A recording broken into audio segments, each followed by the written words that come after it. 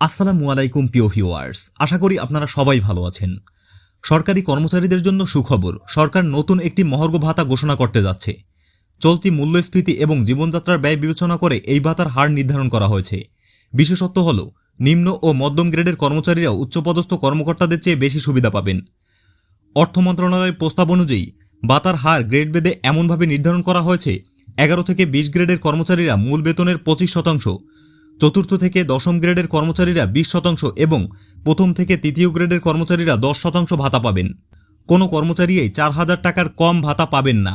আর সর্বোচ্চ সীমা নির্ধারণ করা হয়েছে 7,800 টাকা।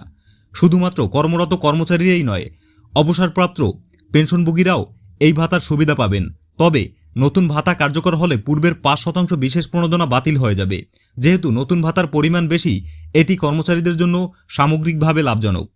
জনপ্রশাসন মন্ত্রণালয়ের সিনিয়র সচিব মোখলেসুর রহমান জানিয়েছেন, সবকিছু ঠিক থাকলে 2026 সালের ফেব্রুয়ারি মাসের বেতনের সাথে এই ভাতা কার্যকর হবে। সরকারের পরিকল্পনা অনুযায়ী এটি উন্নয়ন বাজেট থেকে অর্থ সাশ্রয় করে বাস্তবায়িত হবে। দীর্ঘদিন ধরে বেতন বৈষম্য এবং আর্থিক চাপের মধ্যে থাকা সাধারণ কর্মচারীদের জন্য এটি একটি বড় স্বস্তি। তো ভিউয়ার্স, এই ছিল আজকের ভিডিওতে গুরুত্বপূর্ণ খবর।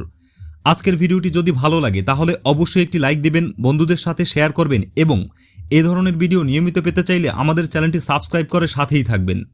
দেখা হচ্ছে পরবর্তী ভিডিওতে। ততক্ষণ পর্যন্ত ভালো থাকবেন, সুস্থ থাকবেন। আল্লাহ হাফেজ।